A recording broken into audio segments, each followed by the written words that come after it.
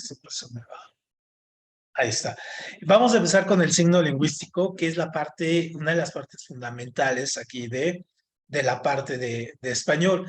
¿Por qué es importante? Bueno, pues porque nos marca, en este caso, cómo se van haciendo las normas de la lengua y sobre todo en este momento muy, muy interesante que estamos pasando con la evolución de la lengua, por ejemplo, con la inclusión esto de los nuevos pronombres, o de que se le cambia la letra a por femenino masculino o neutro o las X o lo que sí, si es todas, todos, todes.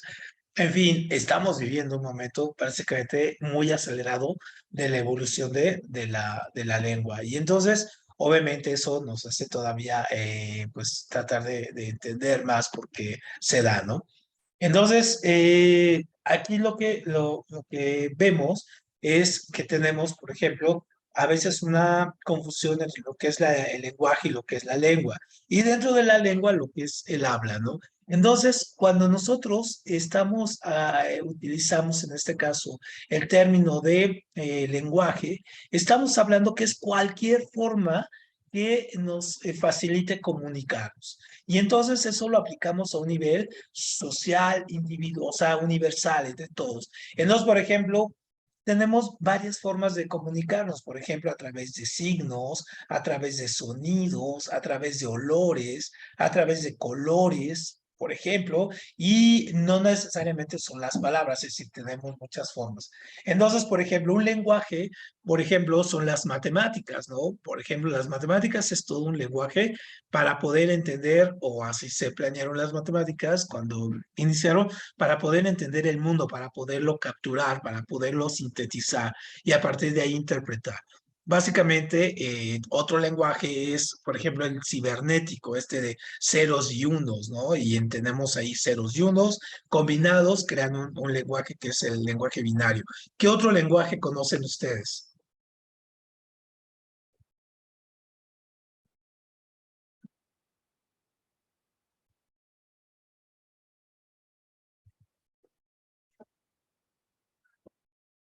A ver, uno que haya, por ejemplo, los mensajes de humo sería un lenguaje, ¿no? Porque dependiendo los puntos o dependiendo las formas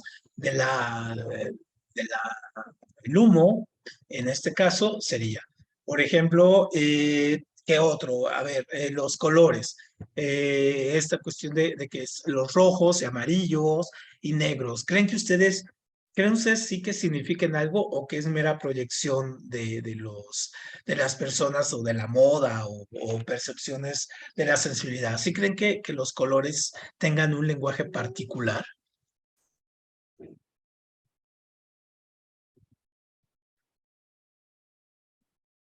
¿Tú, Luis, qué piensas? Me dijo a mí Ajá, de los colores. Pues es ajá. que, pues, sinceramente ahí sí no sé qué opinar porque, mm, bueno, hasta el momento, hasta donde yo sé, no sabía que los colores podrían representar algo. O bueno, a lo mejor y Ujú. sí, pero no tanto así. Por Entonces, ejemplo, por ejemplo, el rojo, ¿qué significa y con respecto al negro? hacía lo primero que se me vino a la mente fue Ajá.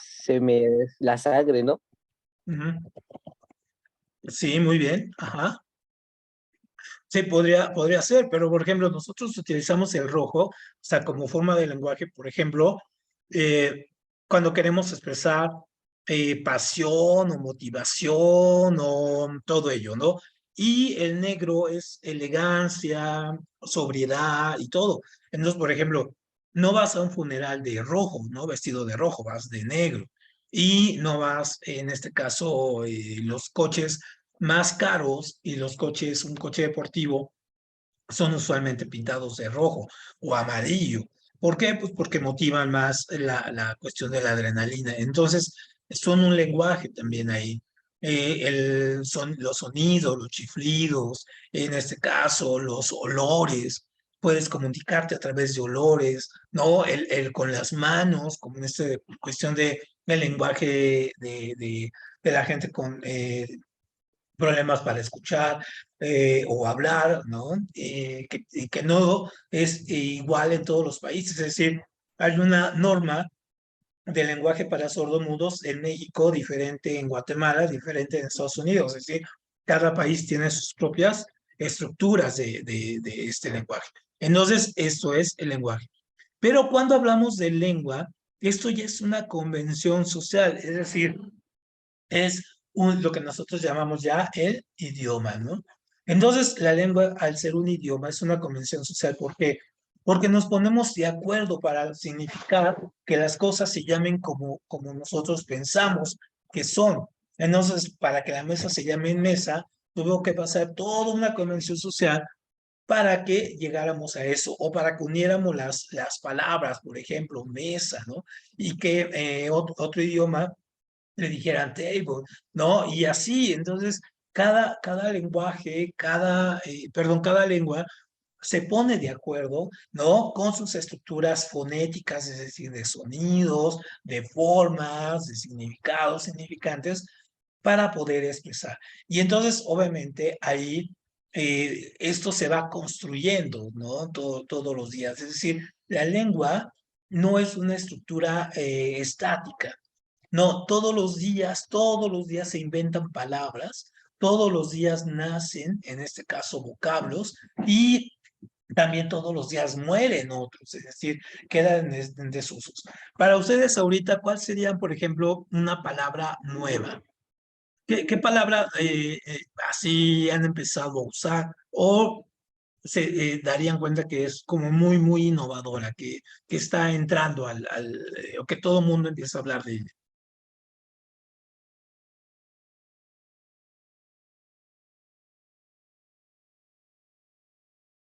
¿Sí? ¿Nadie tiene alguna palabra? ¿Sí? Por ejemplo, si esta palabra, por ejemplo, hace 5 años, ¿no? Ni siquiera existía como tal, ¿no? Por ejemplo, metaverso. Ajá. ¿Qué significa metaverso para ustedes?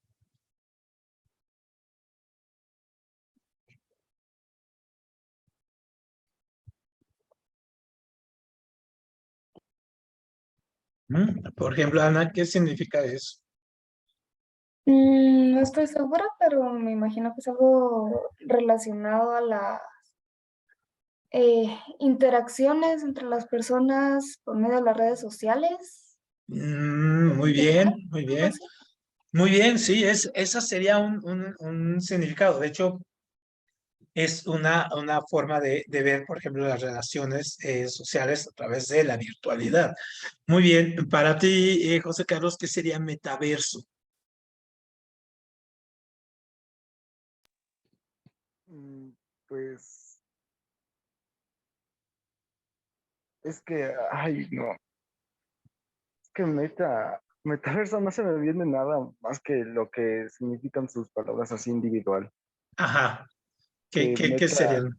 Ajá, meta que en teoría creo que venía del griego y significaba más ajá, allá. muy bien, sí, ajá. Y verso, pues,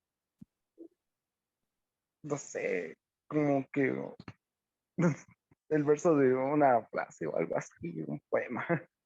De verso, de poema. Más o menos, por ahí tienes la idea.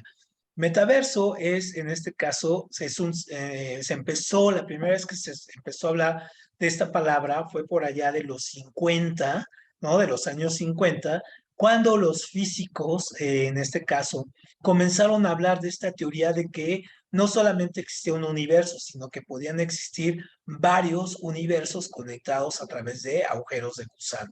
Entonces, es como multiuniverso. Después, obviamente, empezó a reducirse a meta, que meta exactamente es más allá, y verso es la reducción de universo. Entonces, más allá del universo que tenemos nosotros. Entonces, por ejemplo, si ustedes ven todas estas películas de Marvel o ven todas estas cómics o historias, siempre hablan del metaverso, es decir, de mundos alternos, de historias más allá de lo que tenemos. Simplemente si vieron la película esta de Spider-Man, la última que salió, esta palabra era la básica, ¿no? Del metaverso y había 3 Spider-Mans, en fin, ¿no? Cosas así. Entonces, obviamente, esa es una palabra nueva que ahora se empieza a utilizar como sinónimo de variedad. Pero, por ejemplo, esa palabra va a quedar finalmente hasta en el diccionario. Pero, por ejemplo, ¿qué le significa esta palabra? Este una palabra que ya no se usa, se llama un arcaísmo, ¿no? Arcaísmo. Por ejemplo, esta, ¿no? Esta, mesmamente. ¿Ah? Mesmamente. ¿Qué significa mesmamente? ¿O qué piensan que significaba mesmamente?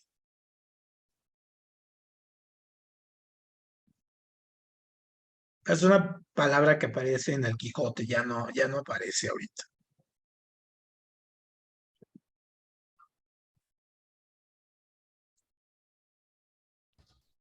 Me suena que significa lo mismo, o sea, mismo, mismamente, Ajá, algo así. exactamente, exactamente, significa lo mismo. Entonces, son palabras en este caso que ya no se usan, evolucionaron y ahora decimos lo mismo. Mesmamente, ahora decimos lo mismo.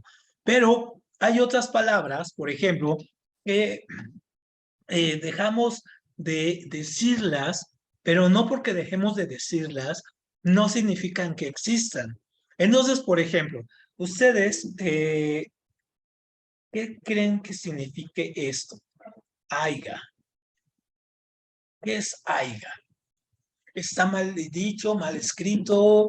¿Hay un error ahí? ¿Qué creen que sea? Pues no es nada. Bueno, es una palabra que la dicen, pero no es la correcta. No es la forma de Ajá. decirlo. ¿Cuál sería la correcta? Ah, ya. Aiga, ¿no? Muy bien. ¿Están de acuerdo con Yeritzel, con esto? Que aiga es una palabra que no tiene significado. Sí. Sí, muy bien. Pues miren, aiga significa, en este caso, es un carro, ajá, un aiga es un carro muy adornado, ¿no? Por ejemplo, como estas películas de Rápido y Furioso, se llaman carros tuneados. Entonces, un aiga es un carro muy, muy arreglado, así con lucecitas, mucha pintura, antenas y todo ese asunto. Es un carro muy llamativo, ¿no? Eso significa aiga. Y entonces la palabra significa esto, pero nosotros usualmente la relacionamos o la decimos por el decir haya. Entonces, si la queremos decir, decimos aiga, por decir haya es incorrecto, como bien dice Excel, eso es incorrecto. Pero la palabra sí existe y su significado es esto, ¿no? Este carro muy, muy llamativo. Entonces, lo que les decía, hay palabras que, aunque nosotros las ocupamos de una manera, les cae una como maldición, ¿no? Y después ya nadie dice. O, por ejemplo, esta, vaca, así con V. ¿Creen que existe esta palabra? Y si existe, ¿qué creen que signifique? Vaca.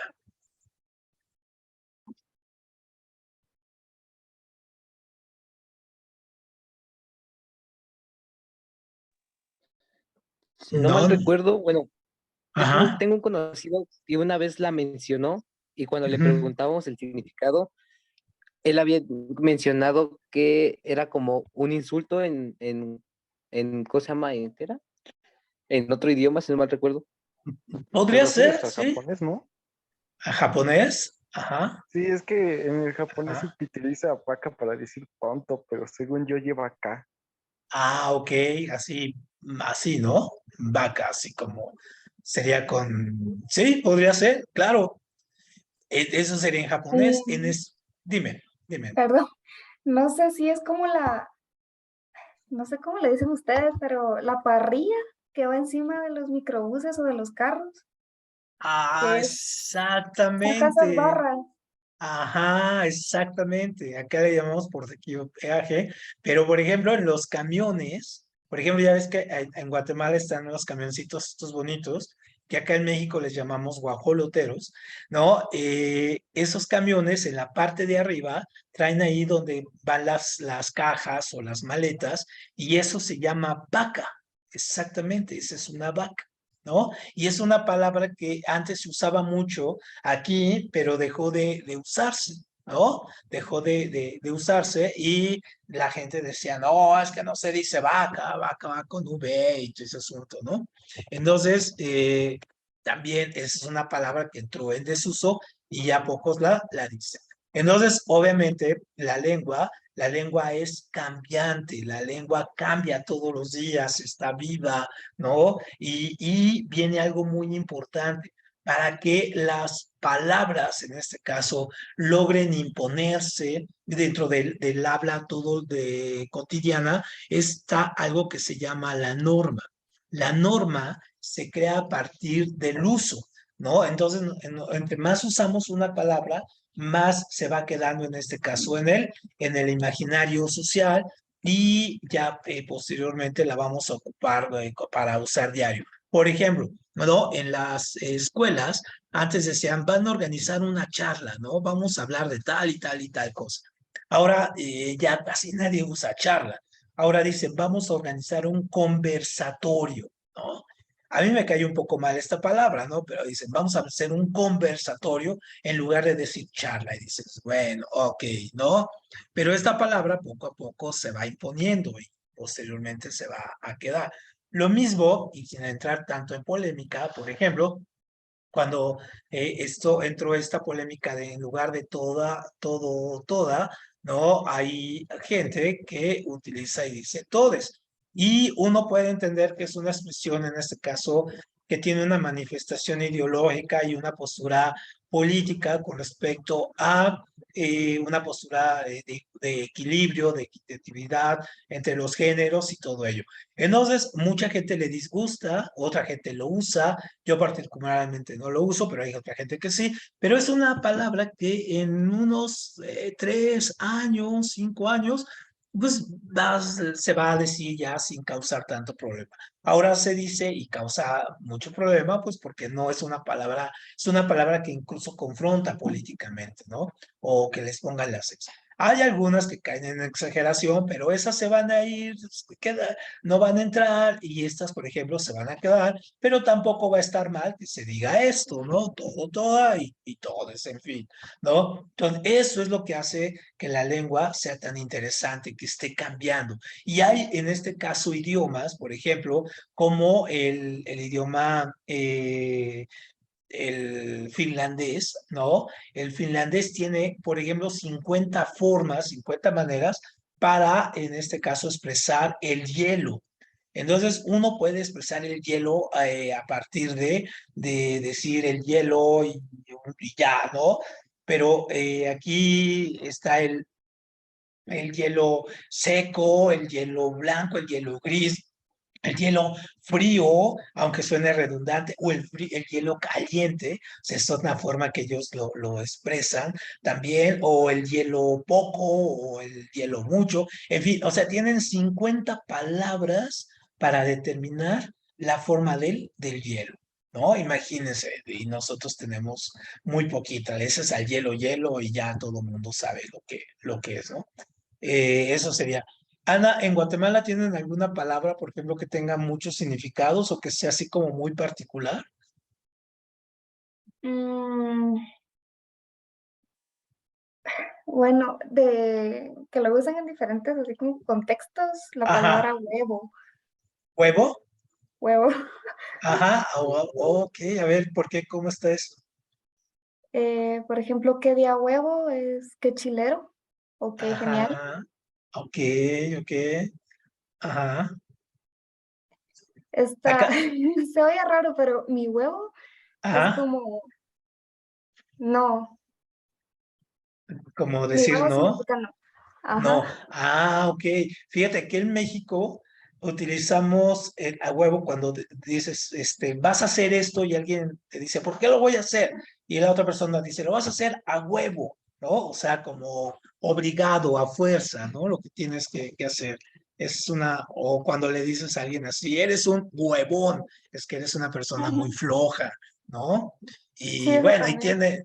tiene muchos significados esta palabra. Aquí en México, una palabra que es muy usada es, por ejemplo, la palabra chinga, ¿no? O chingar, que puede ser un verbo o la chingada, puede ser verbo, sustantivo, adverbio, puede ser para decir que eres bueno o que eres malo, según la palabra. Por ejemplo, si dices es un chingón, es que es una persona muy acá, ¿no? Muy buena. O si dices, híjole, este se lo chingaron, es que está malo, o sea, que está tonto. En fin, entonces tiene muchísimos significados. Entonces, este es también un poco de lo que se llama la polisemia, es decir, que las palabras puedan tener muchos significados. Muy bien, entonces esto es lo social. Y el habla nos referimos a la parte individual, es decir, no nada más es a la realización física, es decir, lo que estoy haciendo ahorita, sino es en este caso la forma particular individual en que yo utilizo las normas de las palabras. Entonces, por ejemplo, hay gente que utiliza el español de una manera muy exquisita, es decir, utiliza un gran número de palabras, es muy consciente de lo que dice, hace estructuras gramaticales muy elaboradas y dices, pues, está bien, ¿no? Hay otros que utilizan la lengua de una manera más coloquial, ¿no? Otras de una manera más juguetona, otros de una manera más, en este caso, digamos, más étnica, ¿no? Entonces, por ejemplo, si yo les digo, y tú, Ana, me imagino que te va a ser una locura, por ejemplo, esto, ¿no? Si yo te digo, ¿qué pachucas con Toluca? ¿Qué creen que significa eso, no? ¿Qué pachucas con Toluca? ¿Qué te imaginas que sería, Andrea, eso?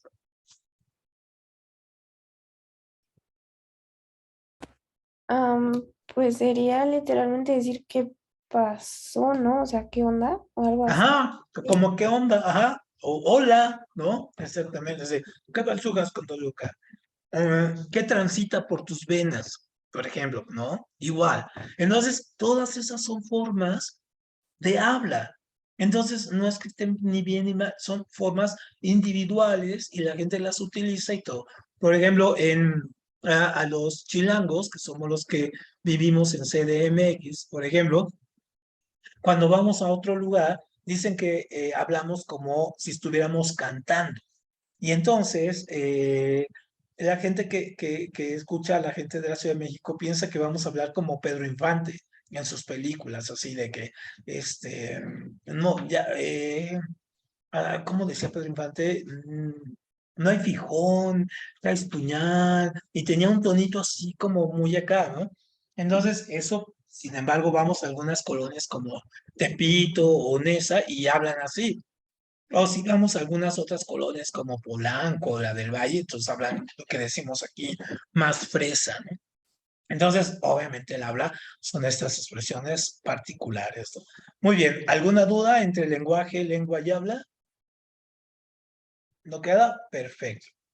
Muy bien. Entonces, ahora, esto, aquí nos vamos a esta parte que es muy importante. Y ojo, porque esto también es una de estas preguntas de examen interesantes y a veces nos confunde. Entonces, nos pueden poner aquí qué es el significado y el significante. En este caso, el signo lingüístico, es decir, la forma en que nuestro conocimiento asume las palabras para que a una palabra le demos, en este caso, una forma o viceversa. A una forma le demos una palabra, eso se compone de lo que llamamos el signo lingüístico. Y entonces tiene dos elementos. Por un lado tiene el significado, es decir, es la imagen o el objeto de lo que nosotros queremos hablar. Y el significante es ya la estructura gramatical que le ponemos. Entonces, por ejemplo, ¿cuántos signos tenemos aquí? 1, 2, 3, 4, 5, 6, 7, 8, 9. 9 signos y luego los signos combinados dan sonidos diferentes. En fin, entonces ese es el significante y el significado es, en este caso, la estructura mental. Y obviamente hay estructuras mentales muy sencillas como aquí, como una bicicleta, que vemos una bicicleta y nos los imaginamos. Pero, por ejemplo, ¿qué podrían imaginarse? Por ejemplo, si yo les pongo este significante. Por ejemplo, si les pongo esta palabra, ¿cuál sería? A ver, eriástico. Ajá, eriástico. Si les pongo eso, ¿qué significado podrían entender? Entonces, el significado aquí, por ejemplo, de estas palabras que son abstractas, son abstracciones, no van a tener esta forma, no tienen esta forma, sino simplemente son una estructura de pensamientos que generan, en este caso, el significante. Ahí la dificultad de la lengua, ¿no? Que tenga, en este caso, cosas abstractas y cosas, en este caso, concretas, ¿no? Para poder significar. Entonces, ahí un poco la pregunta de nuestro examen va a correr en torno a esto, ¿no? Nos ponen un significante y nos ponen que encontremos el significado de eso. Y ojo, porque no son palabras de este tipo. Eriástico es un poco así como triste, ¿no? Entonces, es una estructura de la tristeza. Entonces, obviamente, si nos damos cuenta, tenemos significantes a veces muy complejos y hay algunos que son muy, muy sencillos. Entonces, hay que tener cuidado con esos. Pero el significado, entonces, es la estructura mental y el significante, en este caso, la estructura lingüística. Ahora, entramos a esta parte. De aquí, en su examen vienen, en este caso, algunos párrafos donde les piden identificar las funciones de lenguaje. Ojo, funciones del lenguaje, no de la lengua. Eso otra vez hay que recalcarlo, ¿no? Porque cualquier lenguaje podría tener estas funciones y la lengua no, estamos hablando de la estructura universal. Ahora bien, son las estructuras del lenguaje, las funciones del lenguaje? La más básica, la que utilizamos todos los días, es en este caso esta, la referencial. Entonces, por ejemplo, lo que yo estoy haciendo en este momento, una función referencial es simplemente transmitir información, en este caso sin emitir juicios, ¿no? Es simplemente yo leo el periódico, ¿no? Hoy tengo una charla casual, me voy a tomar el café con alguien, estamos aquí en clase, estoy conversando con una pareja, en fin.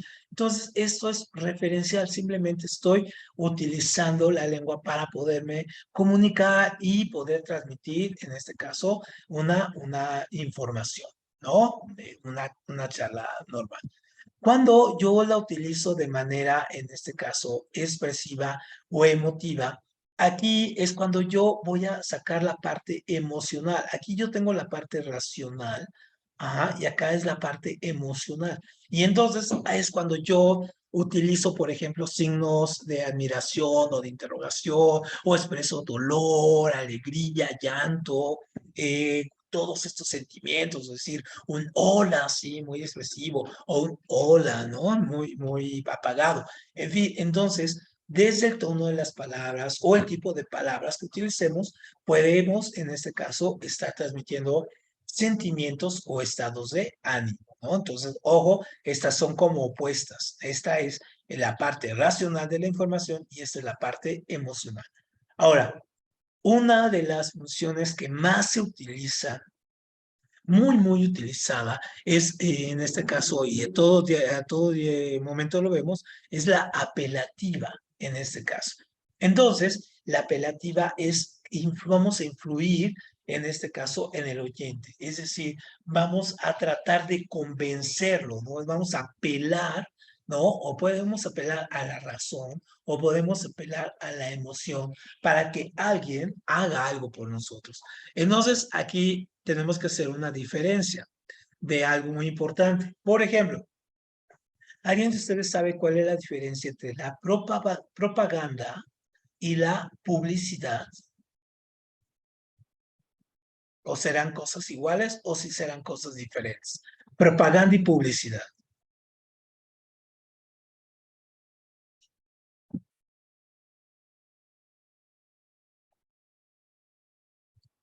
Yo siento que la propaganda Ajá, intenta convencerte de alguna forma de ajá, ya sea votar o comprar algo, por ejemplo, ajá.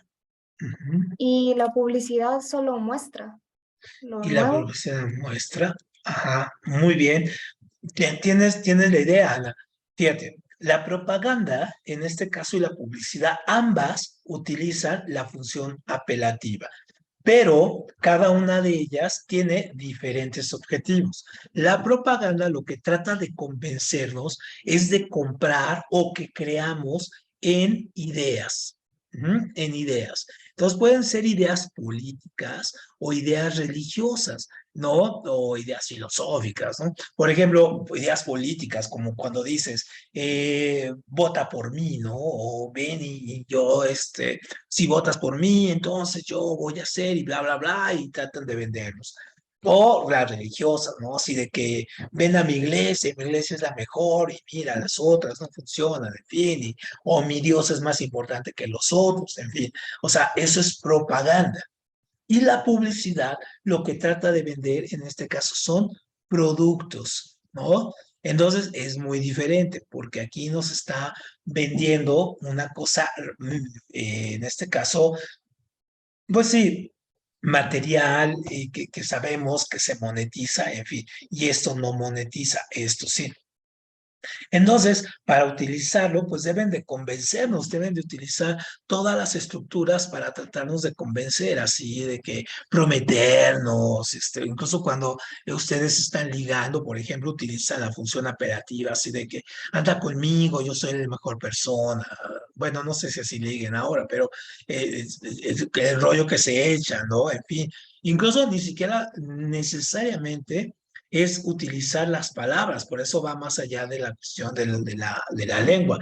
Podemos con nuestras acciones o con actos o con otras cosas tratar de apelar, en este caso, a convencer a alguien. Por ejemplo, si alguien le saca una pistola para que les den su dinero, pues por ejemplo, está utilizando esta función apelativa, es decir, lo está convenciendo, ¿no? De ello.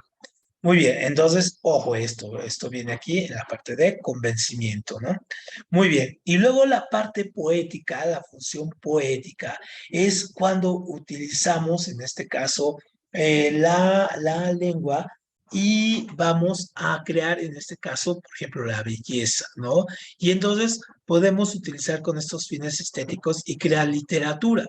Y entonces, por ejemplo, podemos hacer poemas, obras de teatro, novelas, cuentos, y podemos utilizar todo ello. Y entonces, obviamente, ahí es toda la literatura que nosotros conocemos y que vamos a ver un poco más adelante, está enfocada a la parte poética, ¿no? Ahí lo utilizamos para ello.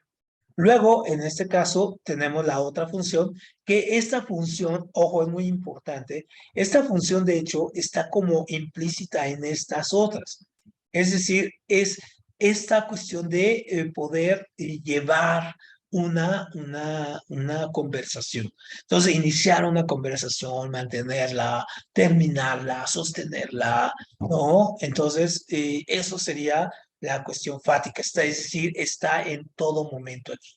No puede ir sola la función fática, debe de ir acompañada de cualquiera de estas, no va sola, ¿no? Siempre va ahí. Entonces, es esta cuestión, por ejemplo, mucha gente dice que cuando quiere conversar con alguien, tiene este problema dicen, romper el hielo. De cómo rompo el hielo con esta persona, no puedo hablar con ella. Bueno, pues esto es la estructura de cómo saber conversar y llevar y la charla, ¿no? Muy bien. Y luego tenemos la metalingüística. Y la metalingüística es la que hemos estado utilizando todo este tiempo, ¿no? Toda la clase. ¿Por qué? Porque es hablar, en este caso, con la lengua, en este caso, sobre la lengua.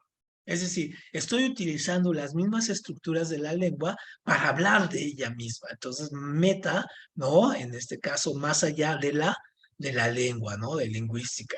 Entonces, la metalingüística es una clase de español, ¿no? Vas a hablar de la lengua utilizando la lengua. Entonces, esas son las funciones. Muy bien, ¿alguna duda con estas? Más adelante vamos a hacer algunos ejercicios con algunos párrafos sobre estos elementos. O sea, para detectar y revisar y crear y ver cómo pueden ir varias o cómo en este caso una puede ir junto a otra, pero una predomina. Muy bien, ¿alguna duda con esto? ¿Con este punto?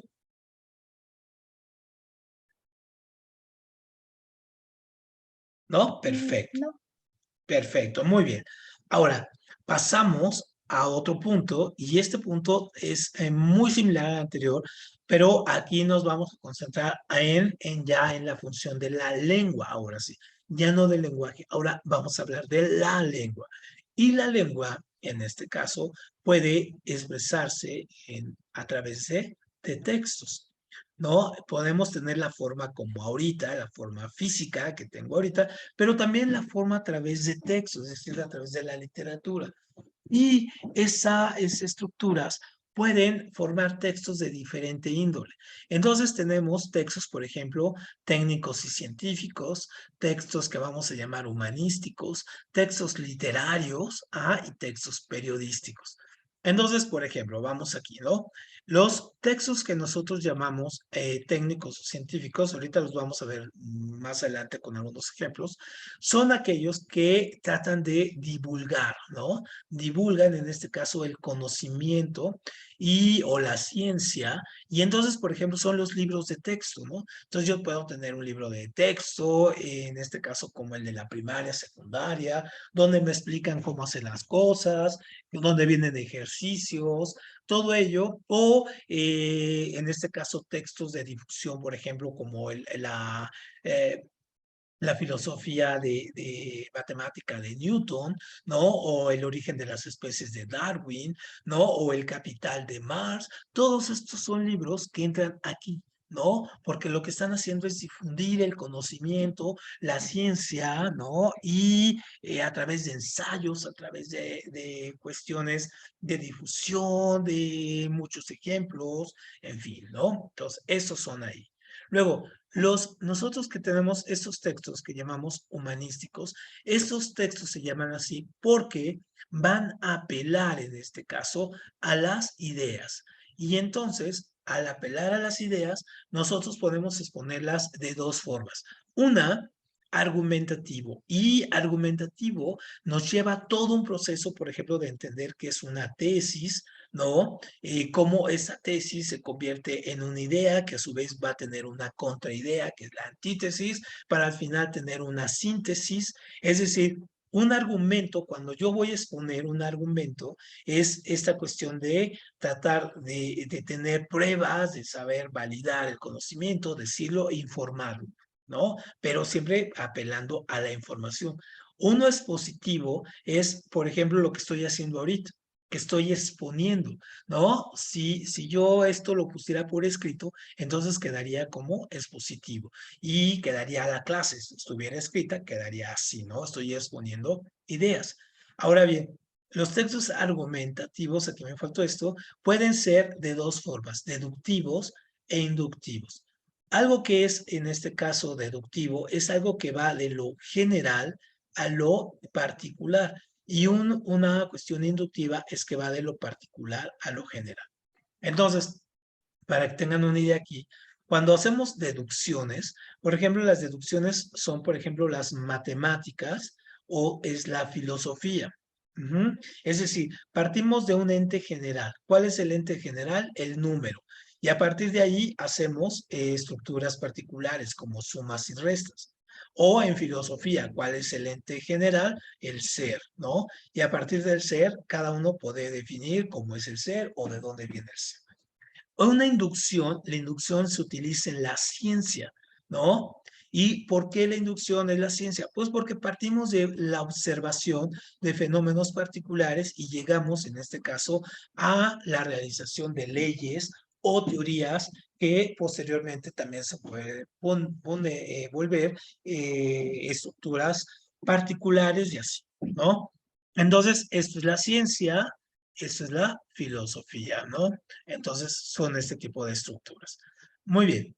Y luego tenemos los géneros literarios. Estos los vamos a ver también más completamente o de manera más detallada un poquito más adelante, pero aquí, por ejemplo, veríamos que en la literatura nosotros tenemos la narrativa, que es cuando nosotros contamos algo. Por ejemplo, contamos una historia, contamos los cuentos de hadas, los cuentos, las novelas, ¿no? Son textos narrativos porque nos van a contar algo. Cuando yo hago un texto descriptivo, yo simplemente estoy enumerando o señalando las cosas que están alrededor o que están generando un ambiente, ¿no? Entonces, por ejemplo, si yo me describo a mí mismo, puedo describirme físicamente, pero también interiormente, o puedo describirme en ambos sentidos. Y entonces, pero yo diría, no, Arturo es así, así, tiene cabello negro, así, mide tanto, pesa tanto, en fin, ¿no? O un ambiente, ¿no? El ambiente era triste, hostil, amargado, ¿no? Lucía todo triste, en fin, entonces yo voy a describir, pero cuando yo estoy contando, digo, fui hoy en la mañana, salí a caminar y me encontré a unos amigos y platiqué con ellos. Entonces aquí yo estoy contando y aquí solamente estoy enumerando, ¿no? Y luego también voy a tener el dialogado, es decir, cuando yo tengo diálogos donde la gente un diálogo puede ser entre dos o más personas, eso es un diálogo, pero también puede haber monólogos donde yo hablo solo o puede haber soliloquios donde solamente estoy pensando, en fin, ¿no? Y tenemos un género un poco extraño ahí que es el ensayo. Entonces, la palabra ensayo proviene exactamente eso, de ensayar ideas. Entonces, es el género más libre, el ensayo, porque puedo combinar todos, en este caso, todos los textos los puedo poner aquí. Y como es libre, no necesariamente puedo poner pruebas, no puedo, siquiera puede ser inductivo, deductivo, o los dos, puedo exponer, pero también al mismo tiempo argumentar, puedo describir, pero también narrar. Entonces, el ensayo es el género más libre y por lo tanto, al ser más libre, es el más abundante y al mismo tiempo es el más difícil de aprender a hacer, ¿no? Muy bien. Y luego tenemos los géneros periodísticos, que estos ya están como muy en capa caída con el ascenso de las redes sociales y el ascenso del internet y todo ese asunto.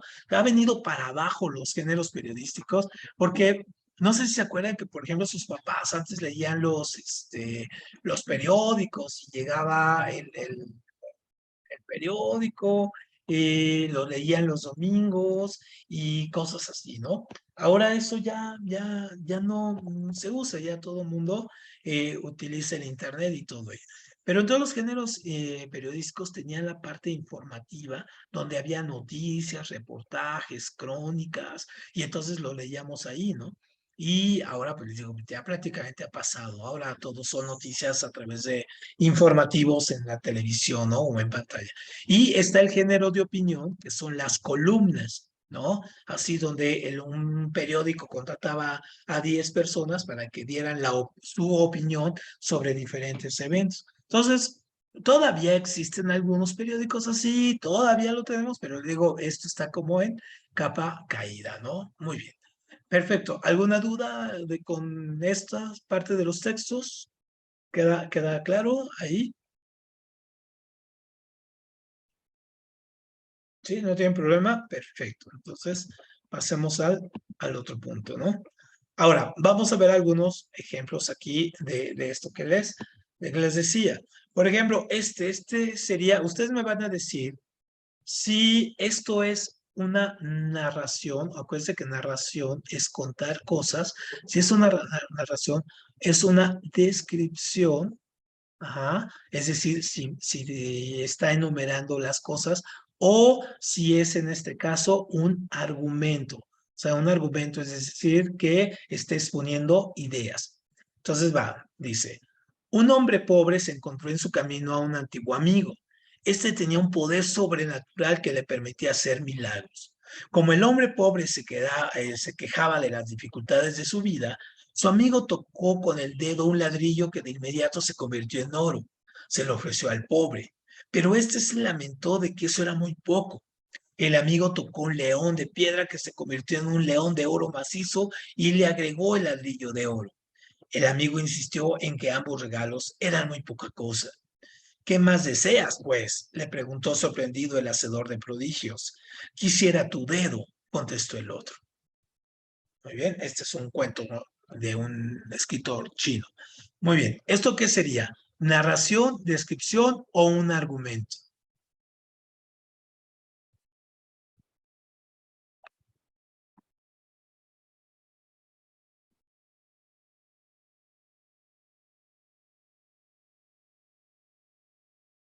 ¿Qué será, Andrea?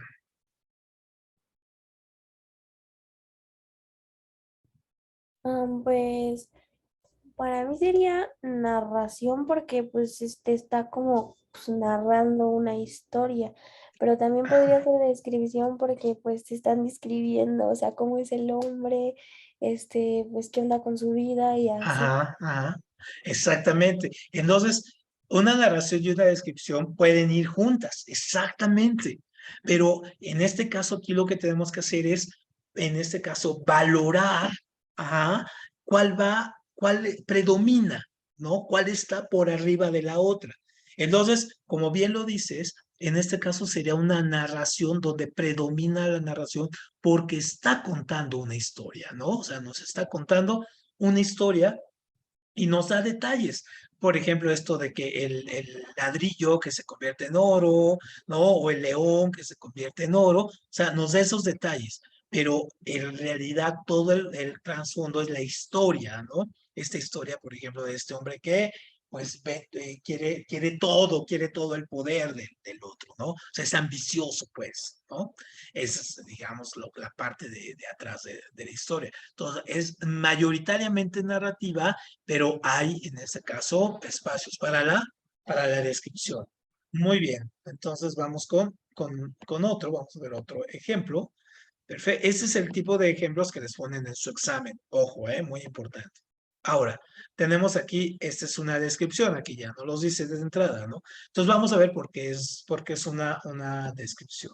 Entonces dice, Macondo era entonces una aldea de 20 casas de barro y caña brava construidas a la orilla de un río de aguas diáfanas que se precipitaban por un lecho de piedras pulidas, blancas y enormes como huevos prehistóricos. En pocos años, Macondo fue la aldea más ordenada y laboriosa que cualquiera de las conocidas hasta entonces por sus 300 habitantes. Era de verdad una aldea feliz, donde nadie era mayor de 30 años y donde nadie había muerto. Muy bien, esto viene en este libro famoso, muy importante, de García Márquez de 100 años de soledad. Entonces, aquí si se fijan, es muy importante porque lo que vemos es cómo nos está describiendo el pueblo de Macón. O sea, no nos está contando ninguna historia ahí. No hay ninguna historia atrás. Nos está diciendo cómo es el pueblo. Entonces nos dice que es una aldea, ¿no? Que hay un río, que las aguas son diáfanas, todo esto que está en negrita. Y esas aguas son piedras pulidas y enormes, es decir, hay muchos adjetivos, que es una aldea ordenada y laboriosa, que hay 300 habitantes, que ahí todos son de 30 años, nadie ha muerto, es decir, nos está describiendo. Si se fijan la diferencia, aquí ni siquiera hay la mínima narración, aquí no hay una narración, ni siquiera, todo es descriptivo, ¿no? Todo es pura descripción ahí en este texto. Muy bien, y luego pasamos a y esta sería una argumentación. Entonces, cuando nosotros tenemos una argumentación, usualmente tenemos nuestro texto dividido en estos tres grandes momentos. Es decir, yo tengo una tesis, que es la idea, ¿no? La idea principal. ¿Mm? Más adelante vamos a ir viendo cómo sacar la idea principal de un texto grande. Entonces, por ejemplo, yo tengo mi tesis. Ustedes cuando hagan su licenciatura, al final van a tener que hacer una tesis. Y entonces tienen que tener una idea. Por ejemplo, aquí esta tesis dice, el individuo solo es libre si puede desarrollar sus propias potencialidades en el seno de la sociedad. Entonces, esa es mi idea, ¿no? Ahora, ¿cómo la desarrollo? Y esto se llama argumentación. Y entonces aquí yo tengo que argumentar, aquí me he hecho todo un rollo mareador, en este caso, donde yo voy a argumentar estas ideas. ¿Ah? Y luego voy a tener mi conclusión, y mi conclusión usualmente suele ser la idea principal, pero de otra forma, ¿no? O sea, si se fijan aquí, un individuo solo es libre si puede desarrollar sus propias potencialidades. Aquí luego, solo dando significado a la vida de todos en la sociedad plural, defenderemos el modo no ilusorio de la libertad en cada uno, ¿no? Es decir, decimos aquí esto y lo decimos acá, pero de otra forma. Ujú. Lo más importante de una argumentación es, en este caso, esto, ¿no? Cómo desarrollamos la idea, ¿no? Entonces, esto es muy importante y esto es lo que vamos también a ir viendo un poquito más adelante con algunos ejercicios a ir encontrando, a diferenciar en este caso argumentaciones sólidas o argumentaciones que son más bien opiniones, ¿no? Muy bien. Perfecto. Bueno, y ya nada más para terminar, empezaremos un poco a ver la parte de ortografía.